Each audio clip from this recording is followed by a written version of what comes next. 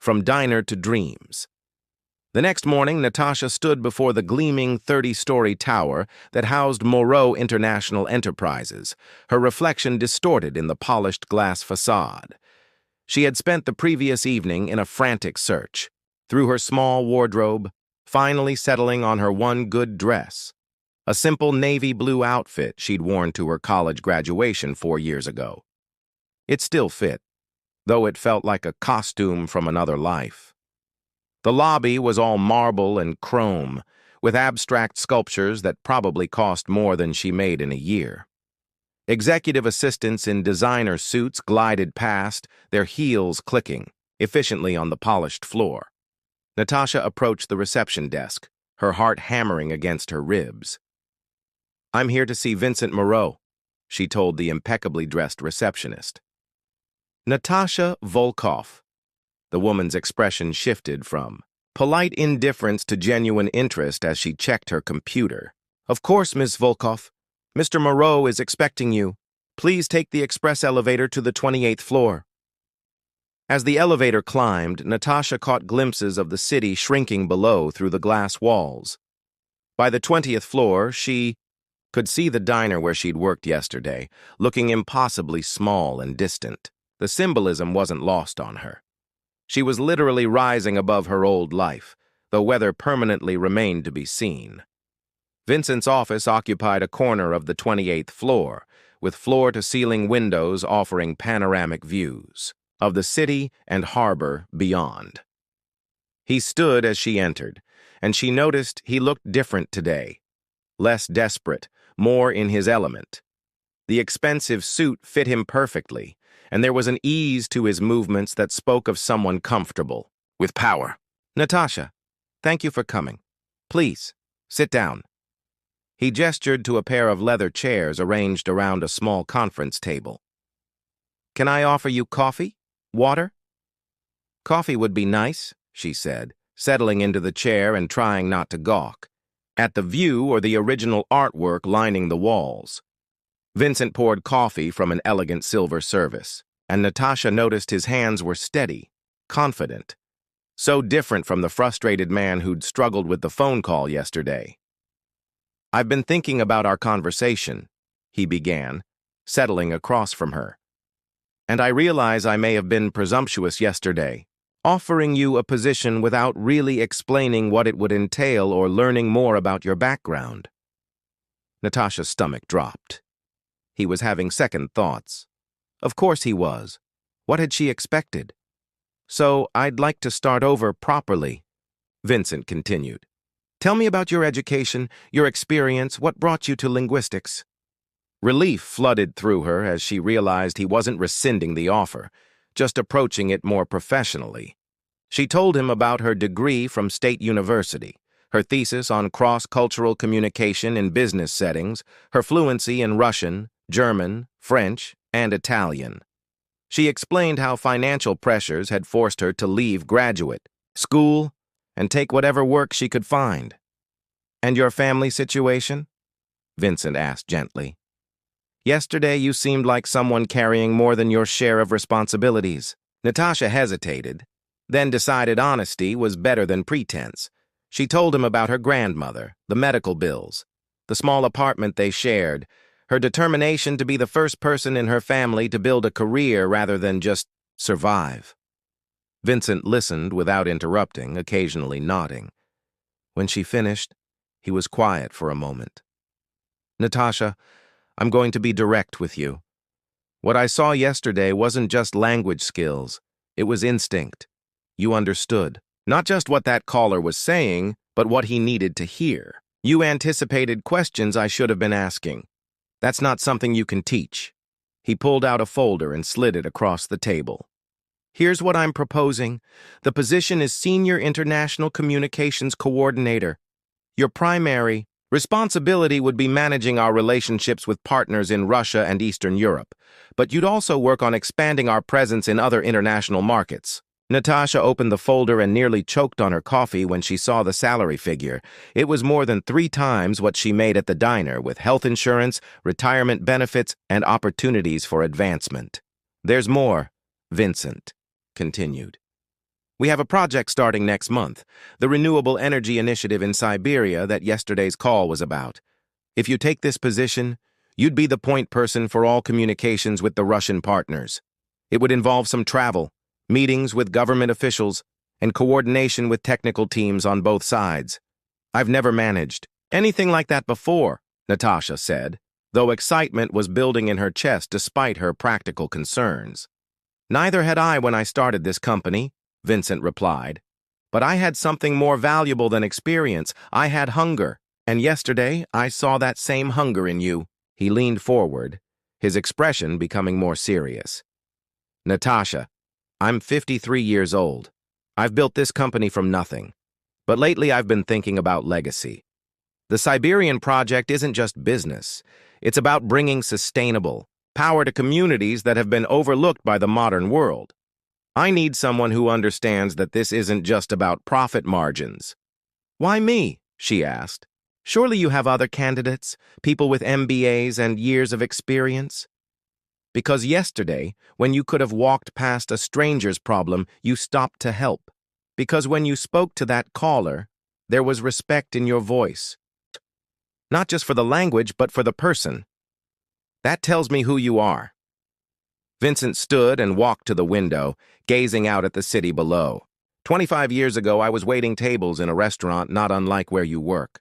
A customer overheard me speaking French with the chef and offered me a job with his import company. One conversation changed my life. He turned back to her. Yesterday, I heard myself making the same offer to you that was made to me. Maybe that's coincidence, or maybe it's the way these things work. Natasha felt tears threatening and blinked them back. When would you need an answer? Today, Vincent said simply. The Moscow team is expecting a call at 4 o'clock our time. If you're interested, I'd like you to handle it. Consider it your first assignment. She looked out the window at the city sprawling below, then at the folder containing an offer that could transform not just her life, but her grandmother's as well. The practical voice in her head listed all the ways she could fail, all the reasons she wasn't qualified. But underneath that, a stronger voice was whispering that this was exactly what she had prepared for all those years of studying, all those nights practicing pronunciation, until her accent was perfect. What would happen to my position at the diner? My boss has been good to me, and they're already short-staffed. Vincent smiled, the first truly warm expression she'd seen from him. We'll make sure they have enough notice to replace you properly. And Natasha, the fact that you're worried about that tells me I'm making the right choice. She took a deep breath, feeling as though she was standing at the edge of a cliff, about to either fly or fall. Then, yes, I accept. Vincent's smile widened as he extended his hand. Welcome to Moreau International, Natasha. Let's go change some lives. As they shook hands, Natasha caught sight of her reflection in the window. No longer a waitress in a uniform, but a professional woman in a corner office, about to embark on the career she'd always dreamed of, but never dared to reach for. 4 hours later, she was leading a conference call with executives in Moscow, her voice steady and confident as she navigated complex negotiations in flawless Russian. When the call ended successfully with agreements on timeline and protocols, Vincent looked at her with something approaching amazement. How do you feel? He asked. Natasha smiled, feeling lighter than she had in years. Like I'm finally where I'm supposed to be. The phone call that changed everything. The morning rain drummed against the windows of Rosie's diner, creating rivulets that distorted the view of the busy street outside. Natasha wiped down the counter for the 3rd time, her movements automatic after 5 years of working the same routine. The black uniform with its faded name tag felt heavier today, weighted down by another sleepless night worrying about her grandmother's medical bills. At 26, Natasha had become an expert at stretching every dollar, working double shifts, and pretending that her dreams of using her linguistics degree hadn't slowly faded into background noise. She spoke 4 languages fluently, but the only place that seemed to matter was here, where she translated orders from extra crispy to Hold the mayo. The bell above the door chimed, and she looked up to see a man in an obviously expensive charcoal suit shaking rain droplets from his coat. Everything about him screamed money, from his Italian leather shoes to the platinum watch that caught the fluorescent lights. He chose a corner booth, pulling out a sleek phone and a stack of documents that he spread across the worn Formica table. Vincent Moreau had built his empire from nothing, turning a small importing business into a multinational corporation worth hundreds of millions. But right now, as he stared at his phone displaying an incoming call from Moscow, he felt as helpless as he had 20 years ago when he couldn't afford his next meal. The phone rang insistently. He answered on the fourth ring, hoping against hope that this time the caller might speak English. "Privet, Господин Moreau," came the rapid-fire Russian from the other end of the line. Vincent's jaw tightened. "I'm sorry, I don't understand. Can you please speak English?" The voice continued in Russian, growing more animated and urgent. Vincent could make out what sounded like numbers and dates, but the context was completely lost on him. This was the third call this week from his potential partner in Russia, and each conversation ended the same way, in frustration and misunderstanding. "Look, I really need someone who speaks English," Vincent said, his voice rising slightly. "This is important. Can you find a translator?" The caller's voice became more insistent, almost pleading. Vincent pulled the phone away from his ear, running his free hand through his salt and pepper hair. 3 months of negotiations were about to collapse because of a language barrier. The deal would bring renewable energy technology to remote Russian villages, but more importantly, it represented his company's expansion into humanitarian projects, something that had become increasingly important to him as his wealth grew. Natasha approached his table cautiously, coffee pot in hand. She had been watching him struggle for the past 10 minutes, and something about his genuine distress touched her. "Excuse me," she said quietly. "I couldn't help but notice you're having trouble with that call. I speak Russian if you need help." Vincent looked up at her, taking in the simple uniform, the tired eyes, the hesitant but kind expression. For a moment, he was too surprised to respond. Then hope flickered across his face. "You speak Russian? Fluently?" "Da, I studied it in college along with linguistics. I'm pretty good with business terminology, too." Without hesitation, Vincent handed her the phone. "Please, this could save a very important deal." Natasha took the phone, her demeanor shifting, as she began to speak. Her Russian was not just fluent, but elegant, with the formal tones appropriate for business. She listened intently to the caller, asking clarifying questions and occasionally jotting notes on her order pad. "He says the environmental impact reports are ready," she translated. "But there's a problem with the timeline. The regional government wants to move the approval meeting up by 2 weeks because of the upcoming elections. They need your confirmation by tomorrow morning Moscow time, or they'll have to postpone the project until after the new administration takes over." Vincent's eyes widened. This was crucial information he'd been trying to get for days. Natasha continued translating as the caller explained the new requirements, the additional documentation needed, and the specific protocols for international partnerships in the region. She navigated technical terms with ease, switching between languages so smoothly that Vincent found himself forgetting she was translating at all. When the call ended 20 minutes later, Vincent stared at Natasha with something approaching awe. She had not only translated, but had asked intelligent questions about contract terms and regulatory requirements that hadn't even occurred to him. "How did you know to ask about the customs protocols?" he asked. Natasha shrugged, suddenly self-conscious. Again. "I wrote my thesis on international trade linguistics. You pick up things about how different countries structure their business communications?" Vincent stood up slowly, his mind racing. "What's your name?" "Natasha Volkov." "Natasha, I'm Vincent Moreau, and I think you might have just saved my company's most important project." He reached into his jacket and pulled out a business card. "I know this might sound crazy, but would you be interested in a job? A real one using your actual skills?" Natasha looked at the card, heavy paper, embossed. Lettering, Moreau International Enterprises, Vincent Moreau, CEO. Her hands trembled slightly as she held it. "I just serve coffee," she said quietly. "No, you don't. You just facilitated a multi-million-dollar international negotiation in perfect Russian while standing in a diner. That's not serving coffee. That's exactly what I've been looking for." The diner suddenly felt smaller, the fluorescent lights brighter. Natasha's co-worker Jenny was openly staring from behind the counter, and the few other customers had stopped eating to watch the scene unfold.